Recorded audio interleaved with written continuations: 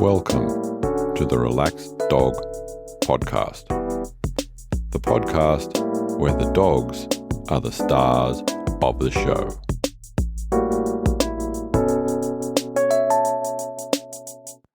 Welcome to episode 92 of the Relaxed Dog Podcast, sponsored by therelaxeddog.com. Thank you very much for finding this podcast. Welcome back if you are a regular listener, and welcome if this is your first show. We have been on a little bit of a break, and hopefully we'll get on back to our regular releasing schedule. My guest this week is Stephanie Zikmann. But first, if you don't want to miss out on any of the episodes, just hit that subscribe button. And here is this week's interview. Welcome to the Relaxed Dog Podcast. My guest today is Stephanie Zikmann. How are you today? I'm very well, thank you, Robert. How are you? I am tremendous, thank you very much. So, yes. Whereabouts in the world are you? So I'm in Scotland, a little town called Kilmarnock, which is 20 minutes away from Glasgow, if that's familiar to you. So it's not very sunny today, as you can imagine. So I'm all wrapped up at the moment. No, but you're just going into your warmer part of the year, isn't it? That's, well, hopefully, we usually have about 3 days of summer, but no sign of it just yet, unfortunately. So as you can see, I'm woolly jumpered today because it's quite chilly outside. So, yeah. And who are we going to talk about today? All right, so as you know, I've got 4 dogs. It was very difficult for me to pick one because I love them all equally, obviously. But we're going to be speaking about Nala, who is one of my Tibetan Mastiffs, if that's okay. Oh, absolutely. So, as per my normal format, I'm going to ask you to go back in time and tell us about the hows and whys that you and Nala met. Oh, for goodness sake. Okay, so it's a very long story, to be quite honest with you. Tibetan Mastiffs were never on my radar, ever. As you can imagine, they're quite rare. They're quite, they're one of those dogs that you hear about and you think, God, no, I'll never want to have one of those. And it's the whole stereotype, obviously, of the Mastiff thing. But I, at that point, already had a miniature dachshund, which I had before I met my husband. She was perfect. So as you can imagine, tiny, tiny little dog.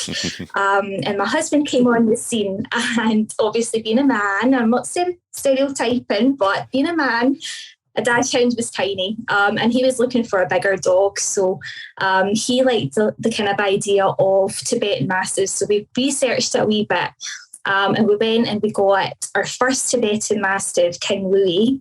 And we realised very quickly that compatibility-wise for a small dog and a big dog, it just wasn't going to work. So obviously playtime and things like that was always quite a scare because you think, oh my gosh, the size difference and whatnot. That dog's going to end up killing my dog if he falls on her for something like that, So we decided it would be a good idea to get a playmate for King Louis, and that's where we kind of researched and came across Nala. And Nala obviously was female. So I'm not going to lie, there was that kind of appeal of perhaps we could breed down the line, yada, yada, yada. Quickly changed our minds on that one. But we found a breeder in Wales, and we went to see her. And you know what it's like, you see a puppy and you just can't help it. You always go with the intent of asking the right questions, don't you? You're like, I'm going to do all my due diligence, I'm going to find out if it's the right fit, blah, blah, blah, blah, blah. But you go there, you see the puppy dog eyes and you just say, yeah, give me the dog, and that's just, the rest is history. So we did. So we went and collected her from a farm in Wales. Honest to goodness, I mean, the idea of a puppy, you think they're quite small. Tibetan Mastiffs are never small. They're huge. And it's pretty much a bear cub. Honestly. And I remember having that debate going down the road to get her. So it's about 3 or 4 hours drive. And we're talking about names for her. And Scott, my husband, had said, what about Nala? Because obviously they look quite lion. Mm-hmm. Like they're quite full with manes and whatnot. If you've never seen one, definitely look them up. I was completely against the name Nala, but funny thing is, we turned up at the breeder's home, and naturally you ask, what have you called her? And they said Nala. Oh, no way. So I was like, yeah, so this is just not. So we ended up, we stuck with Nala, obviously. So that was the kind of how we came about finding Nala and naming Nala. And yeah, we've never really looked back, to be honest. She's a good girl. Nice. And so how old was King Louis at that time? He was just turning a year old, so we had our hands full, to be quite honest. But he was dead playful. He was really playful, and you could tell he was really pining for like a companion. And obviously, with Jessica being small, Jessica's my miniature dachshund. We just couldn't risk that. So we couldn't allow him to play with her too much because it was just completely incompatible. So we were pretty much forced to get Nala by Louis. So that is how it kind of transpired. Nice. So what's the sort of setup and how did Nala come home, and like where do you have the sort of like the other dogs in the house, or are they in the house? No, so this is where I'm going to show my lack of responsibility when it comes to guardianship, because at that point, well, you obviously know professionally I work in the dog sector now, but back then I didn't know a thing about dogs. I didn't, and I'll be honest about that. So I assumed it would be as easy as you introduce another dog into the home and then everyone will play happy families. It'll be fantastic, but it didn't transpire that way, unfortunately. I thought it always happens like that. I thought it did. Because Jessica and Louis were very much, best friends straight away, but it completely changed. And that's the first kind of lesson I got taught, I think, when, dealing with a multi-dog household, is that every dog's an individual. And just because you hit it lucky one time doesn't mean you're going to hit it lucky every single time. So when we initially... when we initially brought Nala back, Louis completely rejected her. He didn't want to know. I think his nose was put out of joint. He was probably a little bit intimidated by the fact that she was also quite big, so he wasn't used to that. And yeah, she was quite bossy as well. She, like, very early on, she kind of showed like early signs of, and it's not funny, but early signs of like resource guarding and, your kind of more worrying behaviours that for an experienced family were quite concerning at that time. So the transition wasn't easy. There was a lot of work to be done quite quickly. But she was 12 weeks old. And she was, very much set in her ways in terms of, who was the boss in the house. And it was very much, she was in charge of Louis. And so that dynamic was difficult initially. And it did take a couple of weeks before she started to kind of settle down. And Louis began to kind of see the benefits of having that companion that was a wee bit better matched for him. So it was persevering, certainly at the beginning, but it was really hard work. Yep. Just going back to Nala's litter, how many were in the litter? She was a litter of 12, so quite a big litter. Mm-hmm. So when we arrived... The 12 weeks is a couple of weeks a little bit later than what some of the breeders usually get them, to take. Well, that's it, yeah. That's it, exactly. You're ideally you're wanting to kind of look between 8 and 12 weeks, but 12 weeks being the kind of later side of things. But 8 weeks, tends to be the kind of go-to, isn't it, with most breeders these days? And I suppose there's reasons to and against it, but For me personally, I think that we could have done with those extra couple of weeks, certainly in our situation. However, we don't know the circumstances behind it. When we came down to collect her, all of the other puppies had gone out to their homes.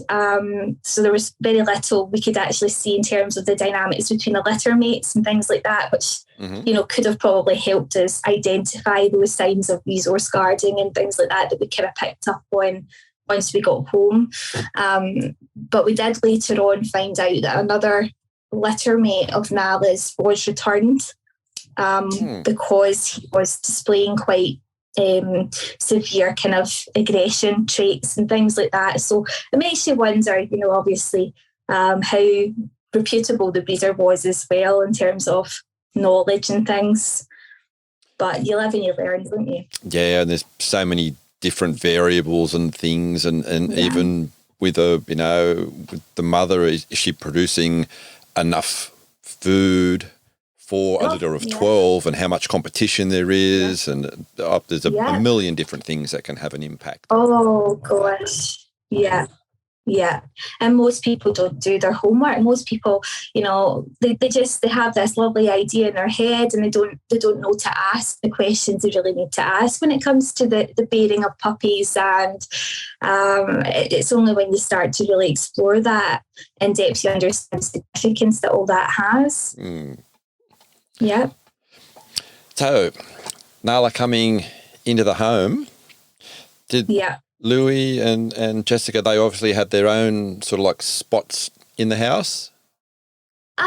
Right, so this is probably, I spoil my dogs.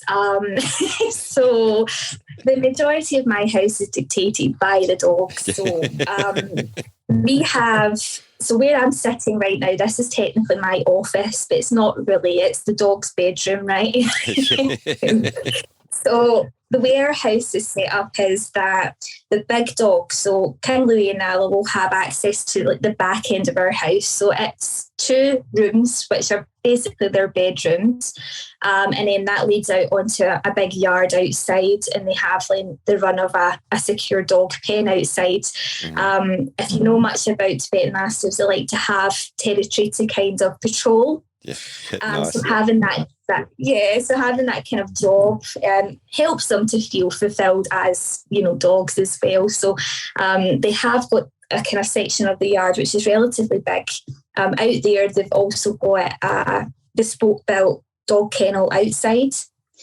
And the idea for that was just in warmer days, for example, with double coats as well, central heating tends to be quite an issue. So when it got too hot in the home, they would like to, they often would like to go outside and lie in the kind of concrete and whatnot. So there was just shelter out there as well. But to be honest, they were quite good at sharing living spaces quite early on. They weren't really territorial in that sense. I think they kind of liked having each other to kind of bounce back and forth with. That kind of what's that word, like social backing, I suppose. So they do enjoy it, and the big dogs certainly have the back end of the house for their kind of activities and whatnot. And Jessica and my other wee small dog, I've got a wee miniature poodle as well, they too are more in the front of the house with us. They like to snuggle up, what it's like, small dogs like to be on the lap and whatever. So do big dogs. Oh, they do try, but I mean, you'd have a broken rib. Actually, my husband goes nuts as well because obviously you can imagine 2 big, massive dogs. I mean, King Louis, I think, is he 75 kilo? And Nala's around about 63, 64 kilo. So when they're in the living room, there's no space to move around. But my husband works away from home quite a lot, and I don't tell him, but when he's away from home, I just let them through the full run of the house, and they basically patrol the whole house. But they're on the couch, so we've got a good couch in the living room, and they're up on that, and they take up all the room.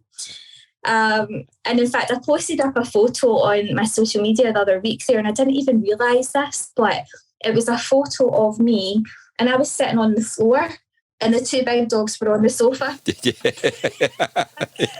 And somebody highlighted there, Stephanie, do you realise that you're on the floor and the dogs are on the couch? And I said, and I was like, do you know something? It didn't even dawn on me. It's just, it was normal.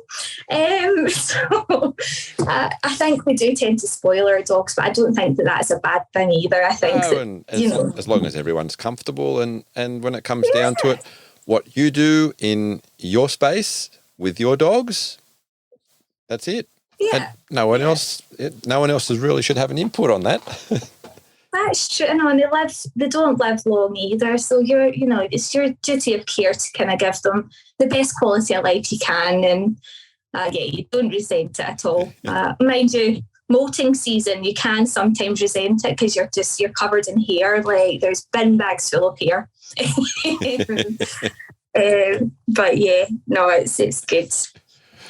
So how was Nala when she was going back to when she was very young, coming in there and sort of like getting used to the run of the house and things like that? I know you mentioned she did get a little bit sort of like guarding on a couple of things, but apart from that? Yeah. It's interesting because I'd say out of the four dogs, Nala is probably the most nurturing, the most loving and willing to have cuddles and things like that. So at that point when she came into our lives, we had a toddler, so we had a 3-year-old and we had a newborn. You're probably thinking, what the hell were you thinking? At this point we had 2 kids and 3 dogs, but she really loved being around babies. She loved being around the family, and she enjoyed spending time with us as a family as well. The only issues, like I say, we had was around food.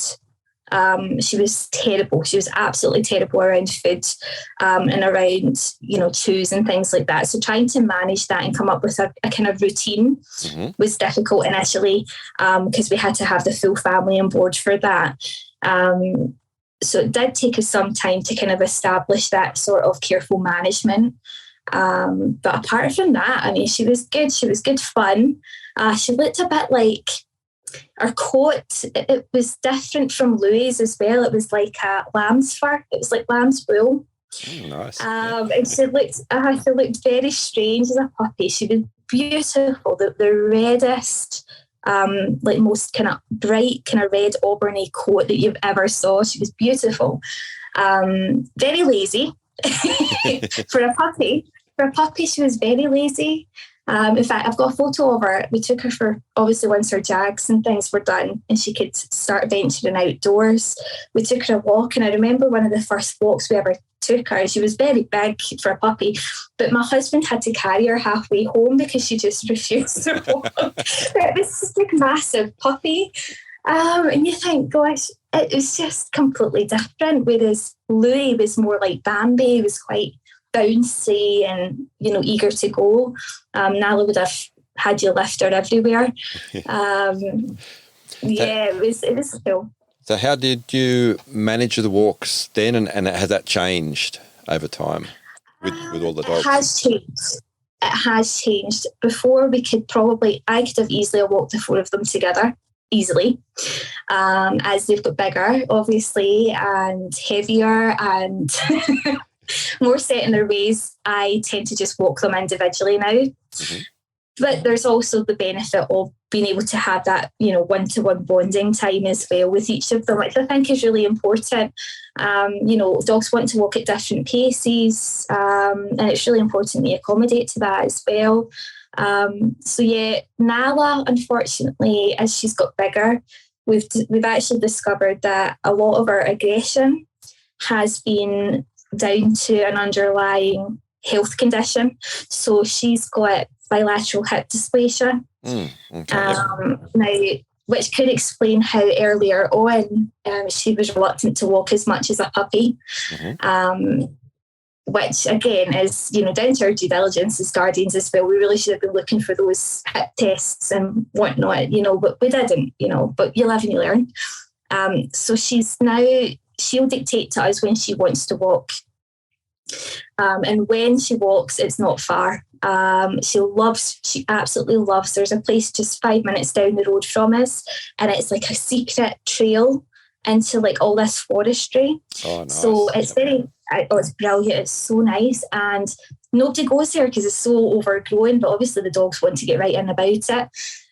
So we can let her off the lead there, which is really good. And she loves that free roam because then there's no pressure for her to go a certain pace. And there's a wee hidden gem within this bit of the forest where there's a river.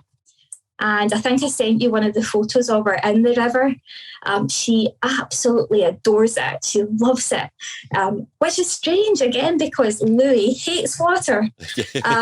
So, they're just chalk and cheese. They honestly are. So yeah, she loves to go there, but she definitely tells you when she's fit enough to go. So you could be looking at maybe 3 times a week she'll want to go a walk. Otherwise, she's home and she likes to just rummage in her yard and things. Mm-hmm. But I think it's really important to highlight that, there's so much pressure on us walking our dogs, every single day, often 2 to 3 times a day, when there's really no need to either, with people that are having, troubles with, medical conditions that are maybe hindering that quality of walk. There's mental enrichment that you can do at home. Yes. I often set up, have you ever heard of snifaris? Yes. I was just going to say that even before when you're talking or told about taking it into that forest area, there's so much natural enrichment for them to just definitely, and sniff definitely. And roll and see and hear. Yeah, then when you realise what they're rolling and you're like, oh, for goodness. But that's the thing, I think there's so much pressure on getting those steps in that you forget the real value in just letting them sniff things and explore at their own pace. But even still, like, if you don't have that, if you don't have that luxury either, you can set up snifaris at home. So there's fantastic things that you can do. There's resources online that you can look up as well, and it's all about like dog-friendly plants and herbs and things like that you can have in your own garden, providing that enrichment, Absolutely, yeah. It's an area where a lot of people need to do a little bit more in to give them that mental stimulation rather than just a physical one. Yeah, definitely. And I think it's really easy for us as dog parents to feel guilty for not being able to take them out walks when we have got dogs with, specific needs, but they don't know that these resources are out there and available. So yeah, I think that initially when I was, before I kind of got into what I do now professionally, I was a disc jockey before it, believe it or not. I mean, you can't even add up the two of them, entertainer, now dog behaviourist. But I think that there's a lot of guilt involved initially if you don't know much about it. And it's only when you start to really research into things that you realise that there are other ways of doing things that will provide your dog with, the things that they deserve. Yeah, absolutely. Yeah. Absolutely. So you mentioned Nala doesn't mind walking into the streams. Does that transition to things like bath time and stuff like that as well, or? You'd think so. You would think so, but I think they know. I think dogs are very smart. I think as soon as you get that hose out, they know, this isn't going to be fun. There's ways of making it fun, don't get me wrong. I mean, that's, I work with dogs all the time in the grooming industry, and, it's all about how you introduce it, first of all, and how you continue to introduce it, as they mature. Nala, she's okay with brushing. She absolutely loves brushing. In fact, there's loads of pictures of her, again, on her back, love me, she loves to get brushed, but bathing's a different story. I think it's a drier process. And when you're thinking about, double coated breeds as well, the risk of hot spots and things is high. Mm-hmm. So you really have to be able to dry that coat in order to prevent, the likes of hot spots. A lot of it as well. Oh, tons of it, tons. Honestly, and if you done what I did, because I had them both, I know I mentioned that we were thinking of breeding them down the line. We quickly changed our mind, obviously.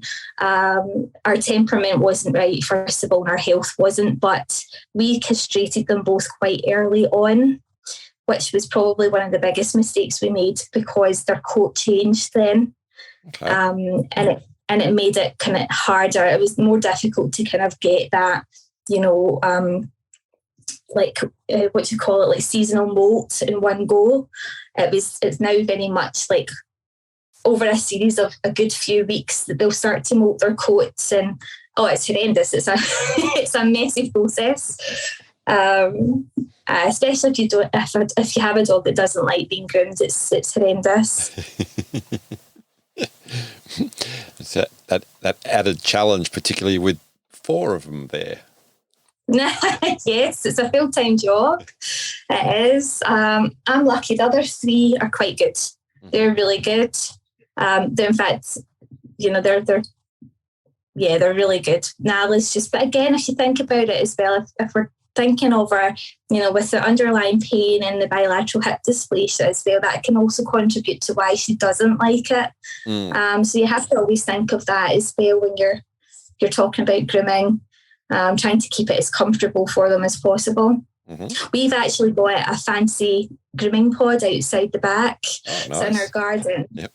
Yeah. It's a walk-in shower, so it's a big walk-in shower. I'll send you a photo of it later on. So it's a big walk-in shower, and everything's basically floor level for them, and that's to accommodate, obviously, to their joints and their comfort. So it's really good. That does help a lot. All of my clients as well as how do we get our dogs to enjoy having our nails trimmed, but thankfully for the Tibetans, I've never had to. Mm-hmm. Are you asking me how I would if I had to, or because there are techniques that make it a lot easier for us. I always say to clients as well that if you're struggling with nail clipping, see if you have them in the bath. So say you go to the groomers, one of the things that we might do is we'll bath them first, and it just makes the nails a little bit more supple, so that it's easier to penetrate. Yeah, and it's something that we kind of often do as a little kind of trick of the trade type thing. But obviously there's risks involved in that as well, because when the nail's warmer, the vessels inside expand as well, which makes the quick more susceptible to getting quick. So there's pros and cons to it, but we also have the things. I mean, have you ever heard of scratch boards? Yes, yep, familiar with scratch boards, and we use on our girl, we use it's like a Dremel. It's like the little sort of like sanding disc. Yep. Yeah, Dremels are good as well. It's just relative to each individual dog what they prefer, really. But if I were to trim the Tibetan Mastiff nails, I would have to do a lot of work prior, because they do not like their paws being handled. That if that were the case, and you'd be looking at trying to desensitize them to getting their paws handled first of all, and you would use positive reinforcement and desensitization techniques in order to do that, then you would gradually build up the kind of intensity of the process. So you would introduce the clippers by sight, then by touch, then by process. Yep, and you would work it that way. But it's all baby steps. Thankfully.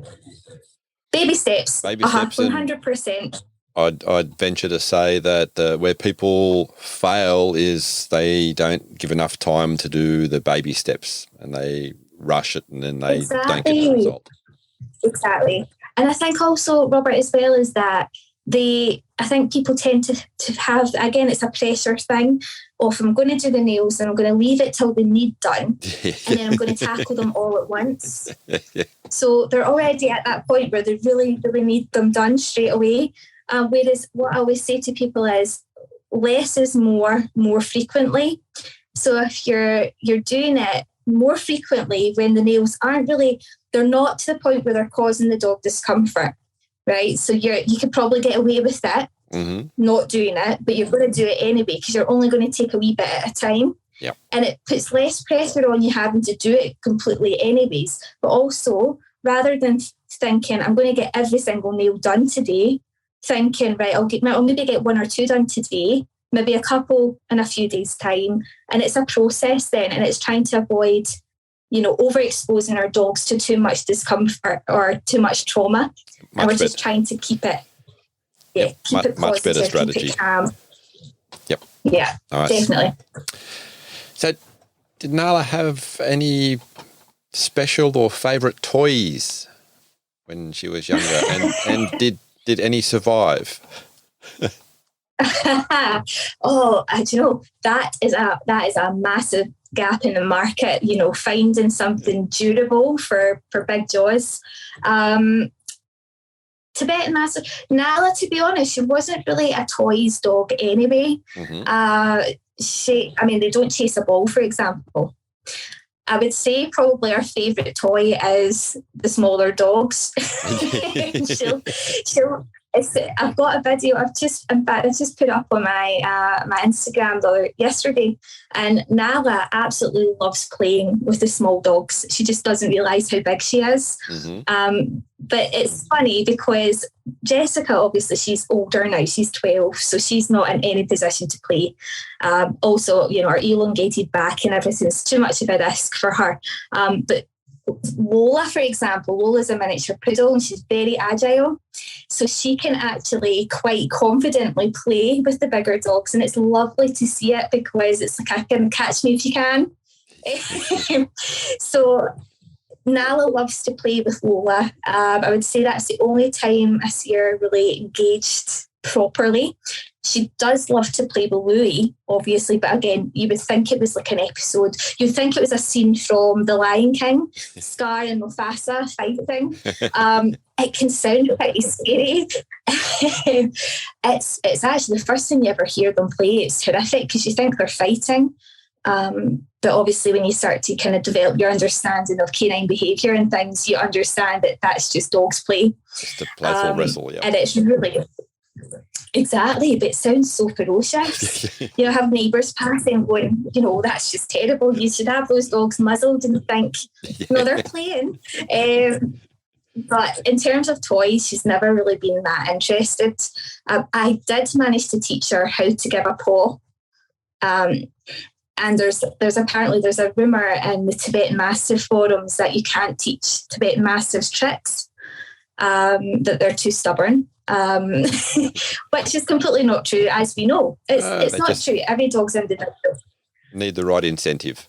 Yeah, exactly. And she's very food oriented. So so she can give paw and things. So she does like to do things, but it's always, when she's happy to do it. It's never something that you could initiate. But yeah, I would say that I'm trying to even think. Even as a puppy, she likes to cuddle into blankets. Mm-hmm. But I would say that that's more of a kind of self-soother, like a pacifier, more than a play thing. But yeah, like I say, she probably wouldn't be able to play with anything for very long anyway because she's so strong. She does like, how have you ever seen the big massive Kongs? It's like the reward dispensers, but they're huge. I see it's like a jumbo one. It's massive. Yes. Yep. And she'll sit for hours. Kind of trying to get treats from that. That's as much as she'll do. But again, she doesn't have to move very far for that. So that's probably why. So how is she with other species? And has there been any interesting interactions there? Do you know, when was that? During lockdown, she came across her very first hedgehog. And it was horrendous. It was horrendous. No, she's not. I wouldn't say she's very tolerable of other species. We had a cat for a while. In fact, I don't know if you're familiar with cat breeds, but we had a Maine Coon. So basically, like the cat version of a dog. Okay. He was massive, and they hated one another. So she wasn't very good with that. I would say she's probably got quite a good prey drive, to be honest. Don't get me wrong, I've never chanced it. I've never let her off the lead to actually see what she would do. Mm-hmm. I would never risk it anyway, just in case. But we have an in-house hedgehog as well. but we've never introduced them. I'm like Dr. Dolittle. I just have all these different pets in the house. But yeah, we do have an in-house hedgehog, but like I say, she's never seen him. And cats, again. Cats are very strange animals, aren't they? We've got a cat that lives down the road, and he'll walk across the wall, across from where their pen is. Just to tease. And he'll just sit there, and then you wonder why dogs and cats don't get on. It's like you're terrorising them. And she goes ballistic at this cat. It just sits there, and you can see it's just looking straight at her going, you can't get to me. Yeah. So yeah, she's not too good with other species, unfortunately, but what can you do? She is what she is. If you had to pick a season that she enjoys the most, which one would it be? Winter, 100%. Which is just as well, because we're in Scotland and it's pretty much winter 24/7. I wasn't going to say anything like that. It's because when you think about their heritage as well, they're from the Himalayan mountains, so they absolutely adore the cold climate. And we've had people, threaten to phone the authorities for cruelty because they've seen our dogs out in the snow and they think we're being like cruel to them because they're out in the snow. But the door's wide open. Yeah. The door's wide open. And it's like you're trying to get them to come in and they're like, yeah, that will be right. You just seen my coat. So way too much fun out here. Exactly. Whereas you've got Jessica, my wee dash hound, who would rather pee in the house than go outside because it's too cold. It's like, it's chalk and cheese in this house. Do you ever get away on a weekend or anything like that, away from the house as a multi-dog household and with the kids as well? And was that just logistically like, oh no, that's just... It's impossible. Unfortunately, it's impossible. Nowhere is dog friendly for Tibetan Mastiffs. Like it's hilarious because like you'll go into like a local pub and they'll say, oh, why don't you bring your dog? And like, you haven't got the room for my dog. So it's not dog friendly. It's not dog friendly, which is a shame. But what we do is we try and manage it fairly. So there'll be times where, we'll book out a day and we'll go to like a secure dog run where the big dogs can go and they can run free and whatever. And then we'll maybe go somewhere else with the smaller dogs and then they get to have their time. And it's just trying to kind of manage it that way, I suppose. But there's nowhere you could actually... We have contemplated saving up and buying like a massive motorhome. I don't even think there'd be one big enough. Like, I honestly don't. It'd have to be like an RV. Yeah. And even at that, And a trailer. I've thought about it. I've thought about caravans and things like that as well. But yeah, realistically, you're never going to get two big dogs that size plus 2 children and 2 wee dogs. So yeah, it's difficult. A question I asked all my guests is to complete the sentence. I can't believe my dog ate. And the very first thing that came to my head when you said that was my son's entire birthday cake. Now, I swear to God, it's not even funny. And it was just this year. My youngest, he turned 4 in January, and we decided to have, obviously because of COVID, we weren't allowed to have family gatherings and things. So we decided that this year we were going to have a party for him because, it's the first time family's getting together again. So we went all out, didn't we? We got a really fancy cake made with the icing, the lot, the toppings, everything. Bloody cost a fortune. And yeah, so we had it all set and whatever, and we left it in the kitchen. But Nala has discovered how to open doors, and she got into the kitchen and she ate the entire birthday cake. And this was literally before his party. So it was just before his party, and we didn't have a cake for him. Oh, no.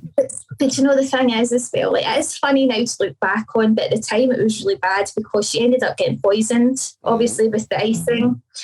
So, I mean, it was a really, you know, really rocky time because she was very unwell, you know, very sick with it. We were in, you know, the vets, emergency vets. She was getting tests. And so it was very scary. It was a very scary experience. But yeah, now looking back, it is funny. But yes, not at the time. It wasn't at the time. It wasn't. But yeah, I just couldn't believe it. It was the entire thing. I think she even ate, like, you know how the base, the kind of cake bases that are there just for the cake to stand on. Okay, it's like yep. plastic. I think she even ate that because there was like fragments of icing on it, and she thought, no, must taste good. But, you know, it's things like that now. She's an absolute disaster when it comes to, like, she used to raid the bins all the time. So we had to put like our kitchen bin in a crate. I don't know if you've ever seen anyone else do that, so that you had to actually open a crate to get into your bin. Okay, just so she could. Yeah. We tried everything. She cannot be trusted. And that just Nala's speciality, or is it any of the other dogs just as well? Nala. Just Nala. Just Nala, yeah. She's like, have you ever heard, what was it? It was a film. There was a film, and it was a boy. Was it Problem Child? I think it was called. That's Nala. And it's weird. It's like the older she gets, the more wise she gets as well. So she's like I say, she's learning how to open the doors. Mm-hmm. I even got like a circular door, the doorknob, like, know how, so that she couldn't. But she's somehow, I don't know how she's managed to do it with that as well, but she can somehow still open Okay. the doors. It's just getting Quite smart. impressive. We had to change our dogs. We've got a female Doberman, and when I think, Oh, beautiful. yeah, I think it was less than a year or something like that old, and yeah, we had to change all the door handles to knobs because it wasn't long before she figured out, this is how you get around the place. You don't realise how advanced they are. It's admirable. You can't believe it. It's unbelievable, but it's also admirable as well. Yes, I think in general we don't give them enough credit. They're a lot smarter than what most people think. Definitely. So did it I heard a story. Oh, sorry.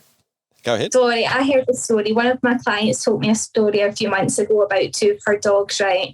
And one of the dogs has a spot on the sofa, right? And he loves this spot on the sofa, but there's only enough space for one of them. So the other one always ends up on the floor.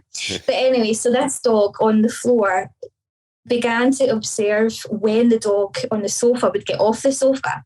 So he learned that when the door rang, or if there was someone at the door, the dog on the sofa would get off the sofa to go and see. So what he started doing was he would run to the door and he'd pretend that someone was at the door just so that the dog on the sofa would jump off to go and see. Then he would run back and he'd in sit on the couch. Yes. That's smart. I like it. Isn't it? I couldn't believe it. So did it take Nala a long time to recover from the cake incident, or was she have to stay overnight at the vets? Or she didn't stay overnight. Actually, I think they were quite happy with the fact that she'd been sick quite enough times to hopefully have got everything out of her system. But she was on a food ban just to help settle her stomach and things, and there was plenty of water then to replace obviously the fluid that she'd lost. So she was about, I would say maybe about 2 or 3 days she was a wee bit kind of off, and then she was back to typical Nala again, trying to read the bins again, and they just don't learn, do they? But it was a scare. It was. Have there been any other vet visits for Nala? Yeah. Apart from her hip dysplasia, before lockdown, I was taking her to a holistic vet for acupuncture, and she loved that. She loved the pamper. It was dead funny. She'd just sit there, and all these wee pins would be poking out of her. Not a care in the world, just so happy to be pampered. But I'll need to actually start that back up again because obviously COVID got in the way and we stopped. But I would say that apart from that, she's been relatively healthy. It's just all about pain management now. Obviously, as she matures, it'll probably get worse. I mean, we've been quoted, we have been told that she'll probably need hip replacements, but we've been quoted £15,000 per hip. Wow. Oh, per hip. Yeah. Wow. Per hip, yeah. And it's a 50% chance that it's even successful. And then obviously with that, you're thinking the wear and tear of the bones is then going to cause probably arthritis and things anyway. So it's not really a cure. I think there's some kind of tough decisions for us to make going forward as she gets bigger, or she gets older, but we're just embracing the day and making most of the good days that she has. So, I mean, she's 5 now, so she's still young. Do you think with when sort of COVID started, so she's had sort of, it's almost like a 50-50 pre-COVID life, and then COVID comes around and then everything changes and inside. Did you notice much of a change with Nala and the dynamic even with the other dogs? No, I mean, we were quite lucky actually that we did. I think because our living space is quite big, we were able to do a lot of things with the dogs, even indoors or even within the yard as well. So we've got quite a big kind of garden outside. And what I did then was I kind of researched more into like sensory gardens and things like that, and we made it more dog friendly so that we could do things like that. And then it was also a good opportunity for my children to learn a lot more about dogs as well. So they got to know behaviour and body language. So we made it work. It was actually really good fun. But one of the things we definitely did try to enforce was time away from the dogs, even through lockdown.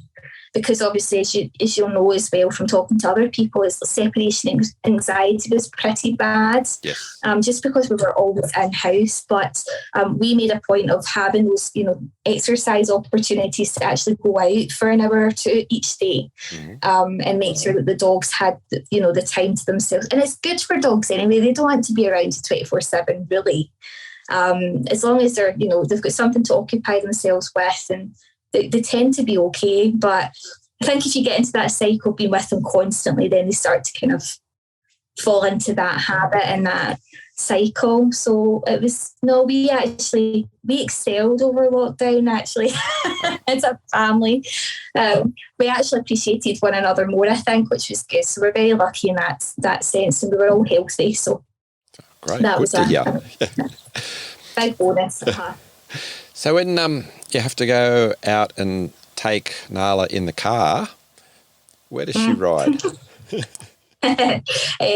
So before, I used to have a van that was kitted out with, secure crates in the back. Because that was part of my work as well anyways. So they would go into the van, it's quite low set.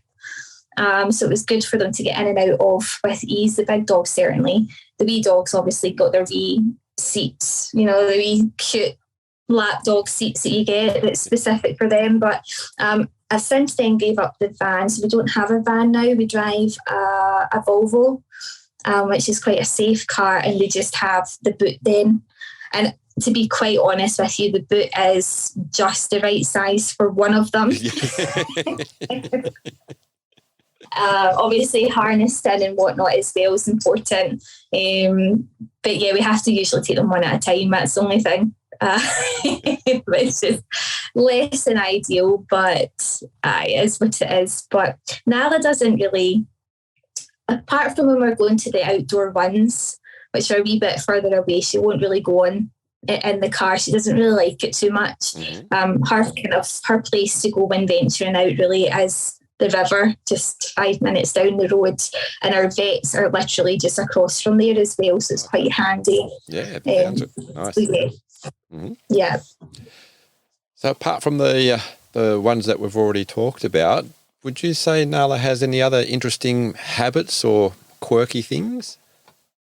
I know this is a difficult question because I was trying to think of things that are quirky, apart from the fact that she seems to have this ability to unlock doors and problem solve and find some form of food to kind of steal. Quirky habits. She's probably not a ladylike dog. I don't know if that is a quirk, but she's very much spread out. Like, she's not very elegant. Like, you usually find her in the most like awkward positions, and you think, like, that's just so not ladylike. You're just all out for the world to see. And usually right at a door entry as well, so you can't get out. So she does like to barricade you in. And she's terrible at snoring. Terrible snorer. I always say I wish she was a cat, because at least purring is calming, but hers is snoring, and it's, see, when you're trying to work, especially when I'm on a podcast actually, or if I'm trying to record something for work, you usually hear her in the background snoring. Feel the house vibrating. Yeah, people are just like, what is that noise? It's Nala snoring. But yeah, she's pretty vanilla otherwise. But she's a lovely dog. Off the top of your head, one of the happiest moments that sort of come to mind with just you and Nala?